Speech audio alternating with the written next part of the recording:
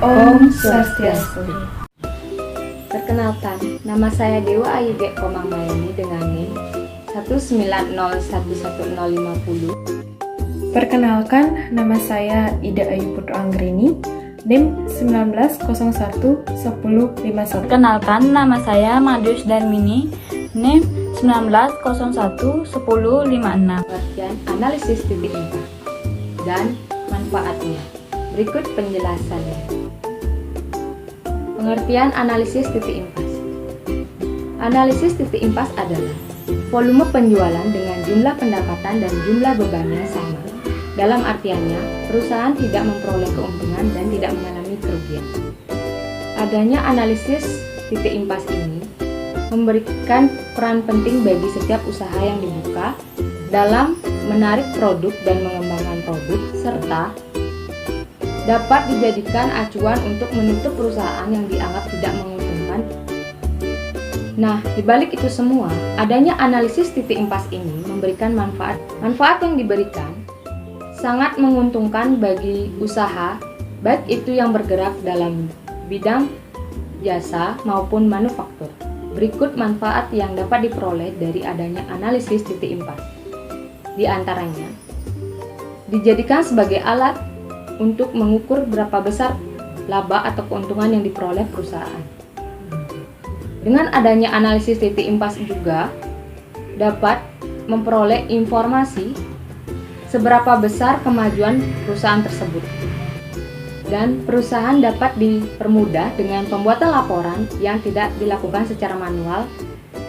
Sedangkan dengan adanya analisis titik impas ini, laporan dapat dibuat dalam bentuk grafis yang mudah dibaca dan mudah dipahami. Dan manfaat dari adanya analisis titik impas ini juga dijadikan sebagai alat pertimbangan dalam mengambil keputusan dan menentukan harga jual pada setiap produk. Materi selanjutnya akan dijelaskan oleh rekan saya. Baik, di sini saya akan menjelaskan materi mengenai asumsi analisis titik impas dan rumus yang digunakan dalam analisis titik impas. Dalam analisis titik impas, ada pula asumsi yang memberikan pengaruh, diantaranya sebagai berikut. Yang pertama, ada satu-satunya faktor yang mempengaruhi biaya adalah perubahan volume. Kemudian yang kedua, manajer menggolongkan setiap biaya atau komponen biaya gabungan baik sebagai biaya variabel maupun biaya tetap. Yang ketiga, beban dan pendapatan adalah linear di seluruh cangkupan volume relevannya. Yang keempat, tingkat persediaan tidak akan berubah. Yang kelima, penjualan atas gabungan produk tidak akan berubah. Penjualan gabungan merupakan kombinasi produk yang membentuk total penjualan. Kemudian selanjutnya mengenai rumus yang digunakan dalam analisis titik impas. Di dalam rumus analisis titik impas terdapat 3 metode yang digunakan. Yang pertama, ada metode persamaan. Yang kedua, ada metode margin kontribusi. Kemudian yang ketiga ada metode grafik. Yang pertama ada metode persamaan. Adalah metode yang berdasarkan pada pendekatan laporan laba rugi persamaan dasar sebagai berikut.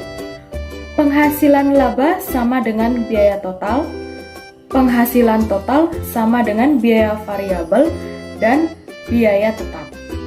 Persamaan tersebut dapat diuraikan dalam rumus berikut.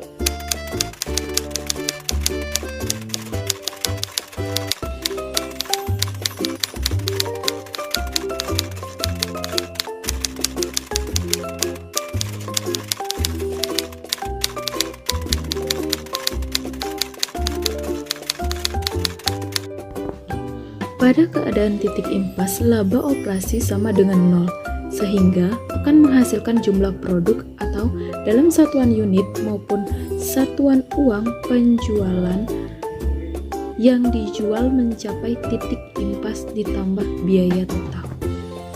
Baik, yang kedua ada metode kontribusi unit. adalah metode jalan pintas di mana harus diketahui nilai margin, kontribusi margin. Kontribusi margin adalah hasil pengurangan pendapatan dari penjualan biaya variabel, sedangkan rasio margin kontribusi adalah margin kontribusi dibagi dengan penjualan. Untuk mencari titik impas, rumusnya adalah sebagai berikut.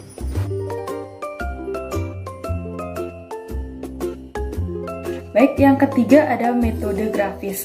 Manajer dapat mengembangkan titik impas melalui grafis.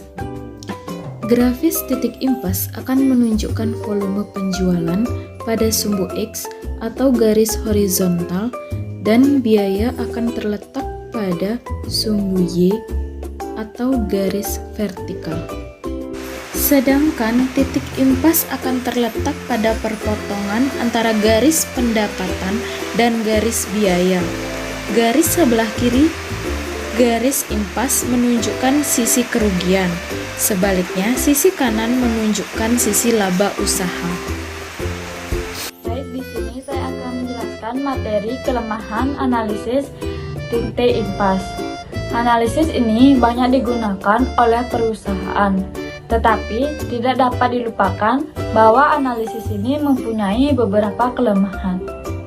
Kelemahan utama dari analisis ini antara lain yaitu yang pertama, asumsi tentang linearity, yang kedua, klasifikasi cost, yang ketiga, penggunaan terbatas untuk jangka waktu yang pendek. Kelemahan dari analisis break-even point yang lain adalah bahwa ada hanya satu macam barang yang diproduksi atau dijual. Jika lebih dari satu macam, maka kombinasi atau komposisi penjualannya akan tetap konstan. Jika dilihat dari zaman sekarang ini, bahwa perusahaan untuk meningkatkan daya saingnya, mereka menciptakan banyak produk. Jadi sangat sulit, dan ada satu asumsi lagi yaitu harga jual persatuan barang tidak akan berubah berapapun jumlah satuan barang yang dijual, atau tidak ada perubahan harga secara umum. Analisis break-even point, jangka waktu penerapannya terbatas. Biasanya hanya digunakan di dalam pembuatan proyeksi operasi selama setahun. Apabila perusahaan mengeluarkan biaya-biaya untuk advertensi ataupun biaya lainnya yang cukup besar, di mana hasil dari pengeluaran tersebut tidak akan terlihat dalam waktu yang dekat, sedangkan operating cost sudah meningkat, maka sebagian akibatnya jumlah pendapatan yang harus dicapai menurut analisa break-even point agar dapat menutup semua biaya-biaya operasi yang bertambah besar juga. Ulang dari makalah yang kami buat yaitu analisis titik impas atau break-even point adalah volume penjualan di mana jumlah pendapatan dan jumlah bebannya sama, tidak ada laba maupun rugi bersih. Analisis ini sangat penting bagi manajemen untuk mengambil keputusan untuk menarik produk atau mengembangkan produk, atau untuk menutup anak perusahaan yang tidak menguntungkan. Dengan kata lain, suatu usaha dikatakan impas. Titik impas atau titik break-even point ini berguna bagi manajemen dalam membuat keputusan bisnis, yaitu harus memproduksi atau menjual pada jumlah beberapa sehingga perusahaan tidak mengalami kerugian.